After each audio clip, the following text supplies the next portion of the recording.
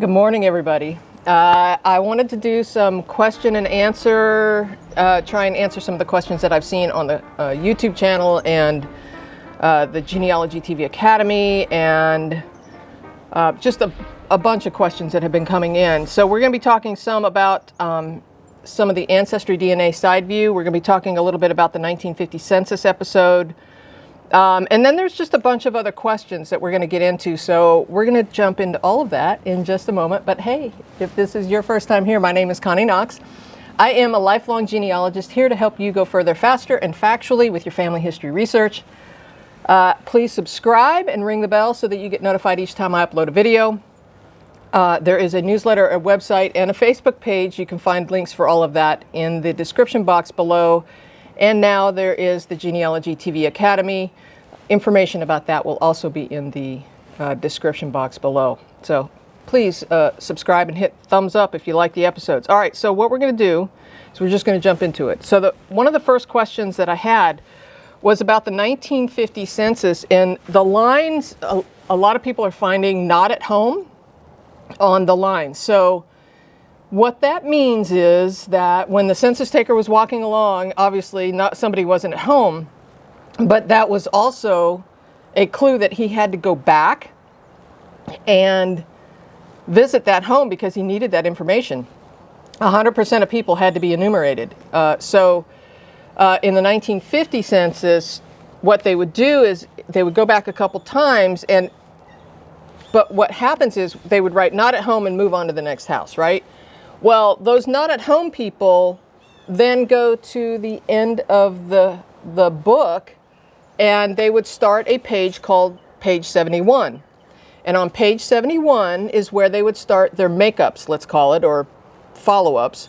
And they would go back and revisit those homes and try and hit them. So what would happen is when they first went to the household, they would write not at home, see page 71, 74, whatever, after page 71. And then they would say, see line 5, right? So if he said, you know, he's done a bunch of these not at homes, he may be up to page 74. So he would write page 74, see line 5. And so for you, what does that mean? If he was able to get up with those people, then what you need to do is go to the page, right? But wait a minute, what if there's only 16 images on the reel? I've seen that. Or 30 images on the reel. You're thinking there's not 76 pages or 74 pages. But wait, yes there is. Go to the end of the reel and you will probably find something like page 76 and then count backwards, right? 76, 75, 74, right? 3 images back from the end of the reel would be 74. Then you can see line 5 and there's the household. So that was their method for following up on people that were not at home. Okay, so these next questions are from the AncestryDNA SideView. It was the Ancestry Ethnicity Split by Parents SideView that Ancestry has now, this new feature. There was a lot of questions that came in about that. And one of them says, what about parents that have shared family at the great-grandparents level? Well, the short answer is, if it's just that one line that could have crossover DNA, we don't know what the relationship is at that great-grandparent level. If they're third cousins or second cousins or first cousins, I don't know. But if they're whatever that grandparent, the great-grandparents, whatever their relationship is, you're going to see a slight higher fraction of percentages for both of those parents. Okay, so remember there was that side view. You got parent 1 and parent 2 in that view. The ethnicity estimates are going to be shared across both of those. So let's say, for example, parent 1 and parent 2, these are the great-grandparents now, maybe they both have, up the line, say their great-grandparents were Scottish. So they're going to show a little fraction of Scottish on both sides of the family. You got to remember it's cumulative too. So if those great-grandparents of yours had 25% Scottish on each side for each parent, then that's going to add up So just keep that in mind. I wouldn't worry too much about it. You're going to just see a little fraction of Scottish on both sides of the family. I hope that helped. The next question is, can we safely assume parent 1 is always the mother and parent 2 is always the father? I would not make that assumption. We don't know yet what Ancestry is doing. They have not divulged that.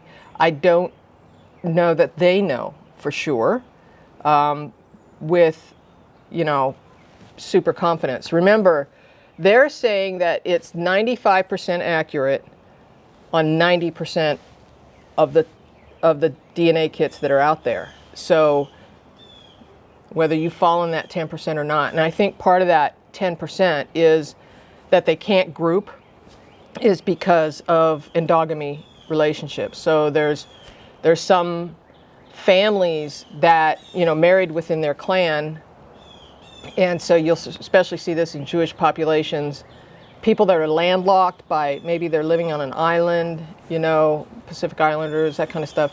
So just keep that in mind, that we can't assume parent number 1 is always the mother, okay? Helps if I have glasses, I can actually see what I'm doing. How do you figure out which parent is which when you don't know who the father is? So I would, if this were my project, go back to DNA grouping. And with the grouping, you can start to take your best known match, group those people together, and then what's left might be on the father's side, and then you can start to deduce based on what you've done in the grouping of your DNA matches. You might be able to then decipher what the ethnicity is from the trees within the DNA group that you know, and then the unknown, you can start digging into their trees and see what the ethnicity makeup is. Now, here in the United States, we have a lot of diversity in ethnicity, so you might not at this point be able to figure it out. For me, it's very clear cut on one side of my family because my grandmother was 100% Danish. So you can see, it's almost like you could split the grandparents in the one side because a big chunk of it is Danish. And then the other part is got to be my grandfather on my father's side of the family. So, long story short, I would go and try and use the DNA grouping to help you decipher that. Group what you know, and then what's left is the unknown, which is probably the father's side of the family. This question is, I don't understand how myself and my full brother have our parents as having different ethnicities to each other. We have both taken a DNA test, but different outcomes with our parents' ethnicity. Can anyone help? All right, so a full sibling, even a half sibling, but really, let's just talk about full siblings. Full siblings are not going to have the exact same DNA that you do, unless you are identical twins. So if you're identical twins, then I can see there might be some confusion there, but for the most part, keep in mind that we inherit 50% from our mom and 50% from our dad, but there's this recombination thing that's always happening with each new child that comes along. And so my sister, whoops, I hit the microphone.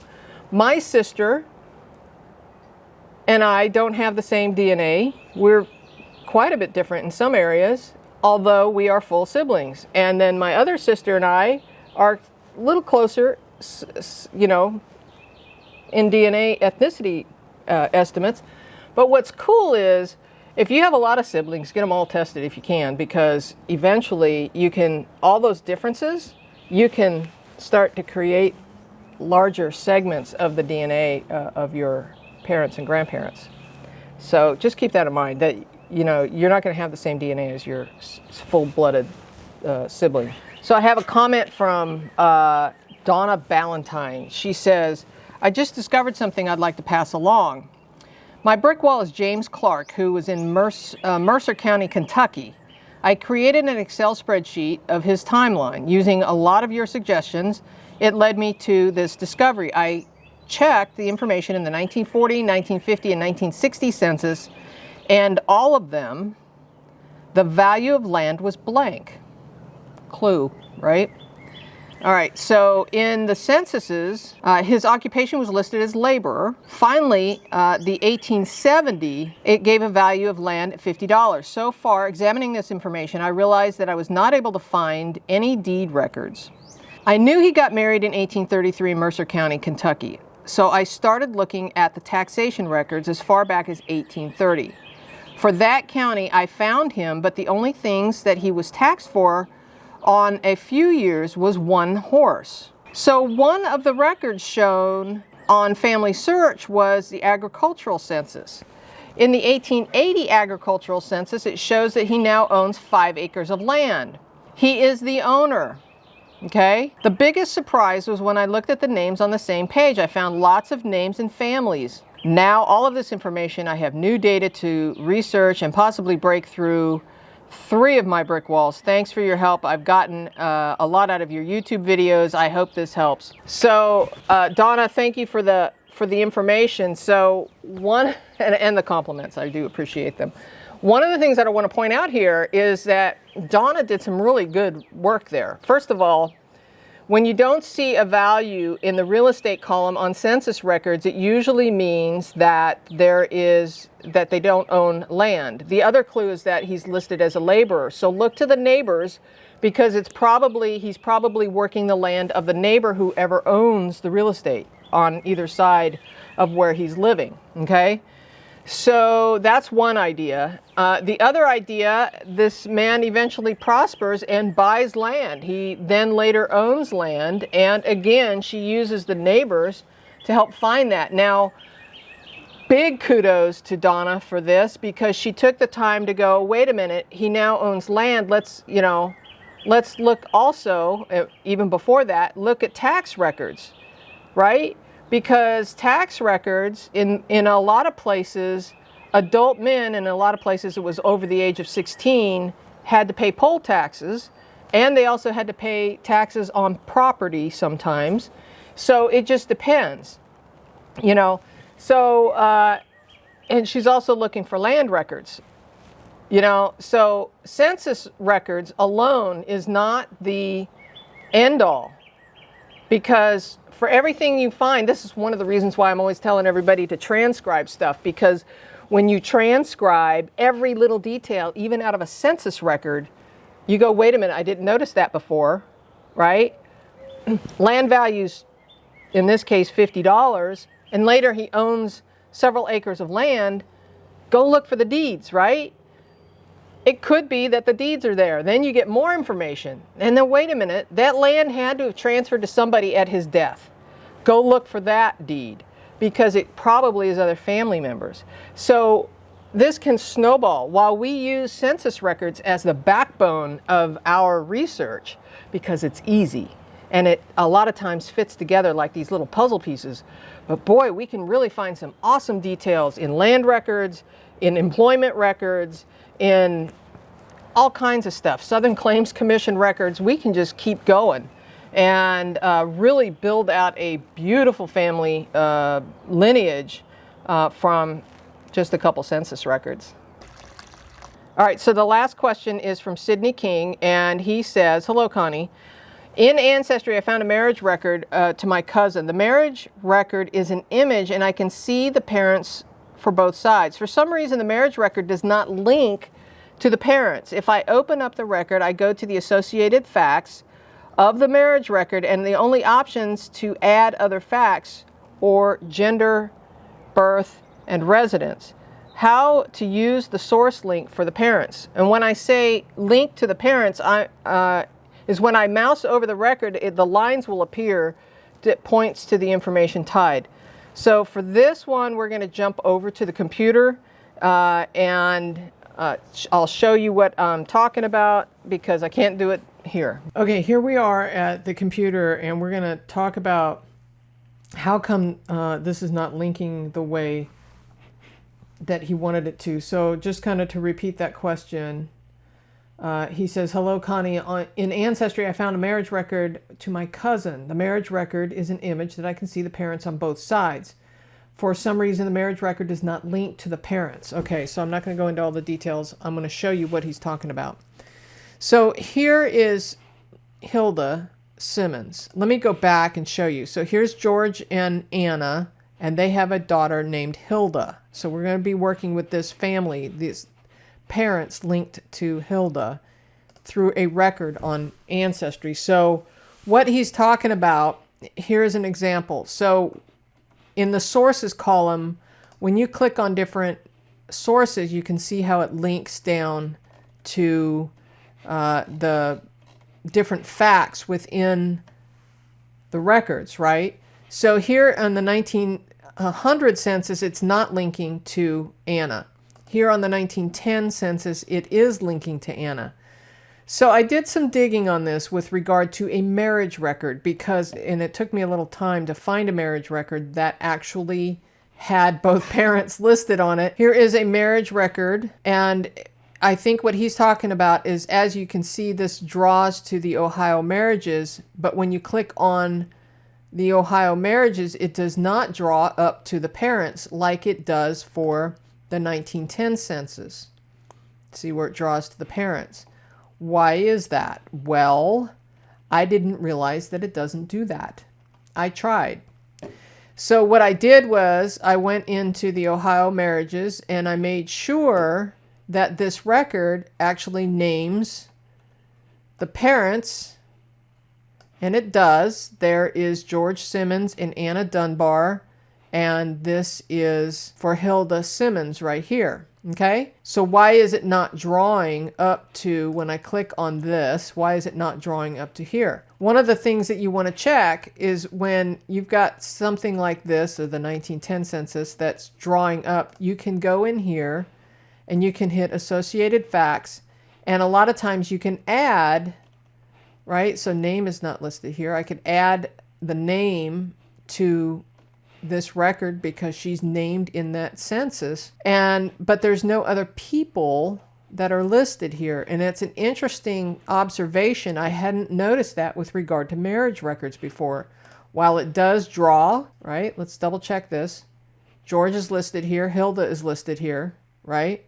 So it does draw for census records, but for this marriage record where the mother and the father are clearly listed, it's not showing. So if we go over here to George, and then I'm going to scroll down and look for that marriage record, and I marked it here, named as father, so I wouldn't get confused. It does draw him to this marriage record in the source file, but when I click on this, it still doesn't draw back to Hilda either. I don't know. I wish I had the answer to that. I can see that as an issue. So maybe we need to tell Ancestry about it. I wish I had the answer to that, because clearly if we go in here and click view and then we go to associated facts, we can't add anyone other than other gender, residence, marriage, etc.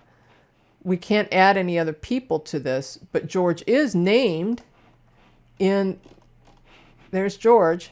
He is named in this record for Hilda's marriage.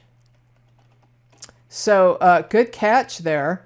I wish I had the answer for you, but apparently that's not working that way. But it does work for the census records. It's drawing to the children. It's drawing to other facts. So perhaps we can get Ancestry to make that modification.